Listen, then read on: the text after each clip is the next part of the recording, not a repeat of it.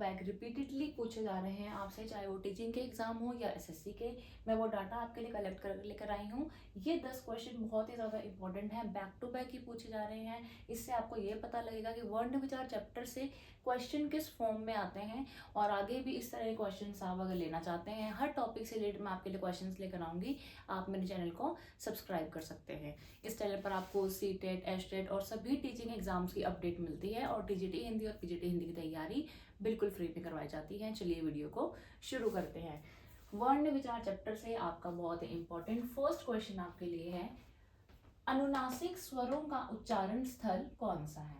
आपको मैंने बताया है अनुस्वार और अनुनासिक दो तरह के स्वर वहां पर हमें मिले हैं, और अनुनासिक स्वरों का जो उच्चारण स्थल है वो है आपका नाक और मुंह।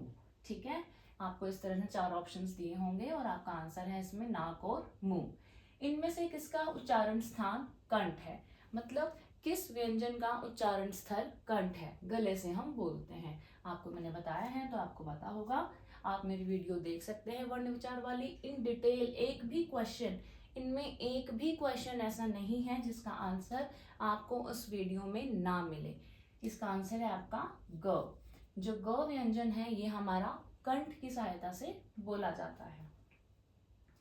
प्रयत्न के आधार पर ल किस प्रकार की ध्वनि है, बहुत ही ज्यादा इंपॉर्टेंट क्वेश्चन है। और जिस टाइम मैंने ये चैप्टर करवाया था आपको मैंने कहा भी था कि ये डायरेक्टली ही पूछा जाता है कि ल किस प्रकार की ध्वनि है। तो ल है आपकी पार्श्विक ध्वनि। ठीक है जी, ऑप्शन नंबर सी, ल है आपकी पार्श्विक ध्वनि। नेक्स्ट, इनमें से किसके बिना कोई व्यंजन उच्चारित नहीं किया जा सकता। बिल्कुल बहुत ही आसान क्वेश्चन है, हम सबको पता है। स्वरों के बिना हम किसी भी प्रकार के व्यंजन का उच्चारण नहीं कर सकते हैं। ठीक है जी। तालव्य महाप्राण घोष व्यंजन वर्ण कौन सा है। देखो ये क्वेश्चन इतना बड़ा बना दिया, 3 चीजें पूछी है इसमें उसने आपसे, एक तालव्य, दूसरा महाप्राण और तीसरा घोष। ये 3 चीजें जोड़ करके पूछ ली उसने आपसे कंफ्यूज करने के लिए। तालव्य आप एलिमिनेट करेंगे, जिसको पता है कि तालु से उच्चारित होने वाले जो वर्ण हैं वो कौन कौन से हैं, एक तो च और दूसरा झ, एलिमिनेट हो गए। तो आपका दंत की सहायता से बोला जा रहा है और तो आपका मूर्धन्य है। बचे बी और सी।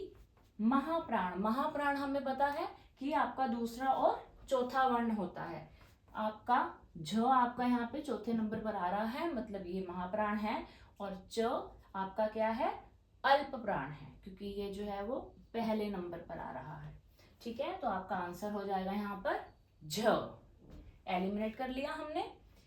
नेक्स्ट, कंठे अल्प प्राण व्यंजन वर्ण कौन सा है, मतलब कंठ के उच्चारण से जो बोला जाए। जैसे थ हमें पता है दंत्य है, प ओष्ठ्य है, क और ज, क आपका कंठ की सहायता से बोला जाता है। कई बार आप एलिमिनेट करते हैं अगर ऑप्शंस को, तो भी आपका आंसर आ जाता है। सिर्फ थोड़ा सा आपको ध्यान रखना है। हमने इतना भी अगर हमें पता है कि कंठे कौन सा है तो भी आप आंसर ले सकते हैं। अल्प प्राण अगर आपको नहीं भी पता था तो भी आपको इसका आंसर मिल गया। इनमें से कौन सा व्यंजन उष्म है, बिल्कुल क्लियर बताया हुआ है, श श स ह उष्म व्यंजन है।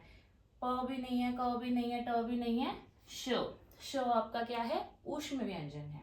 नेक्स्ट, तालव्य महाप्राण अघोष व्यंजन वर्ण कौन सा है। देखो यहाँ पर तालव्य महाप्राण घोष व्यंजन पूछा हुआ था और यहाँ पर तालव्य महाप्राण अघोष व्यंजन पूछा हुआ है।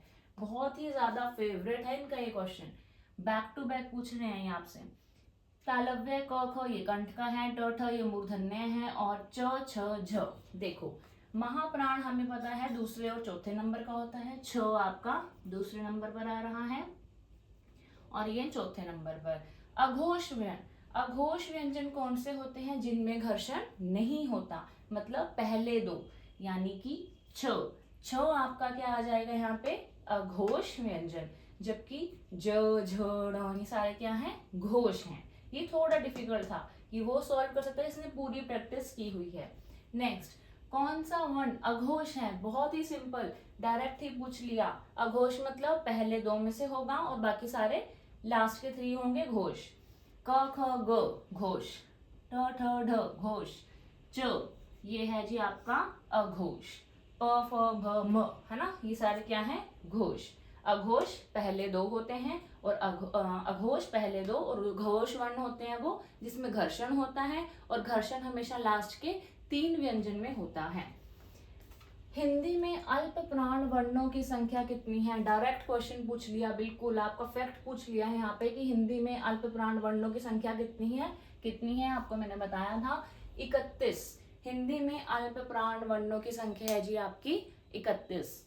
ये थे आपके वो क्वेश्चंस जो चाहे आपका एसएससी का लेवल हो, डीएसएसबी का लेवल हो, केवीएस का लेवल हो, एचटेट हो, हर तरह हर जगह ये क्वेश्चन आपसे इन्हीं को आगे पीछे करके पूछे जा रहे हैं या इनका फॉर्म चेंज हो रहा है।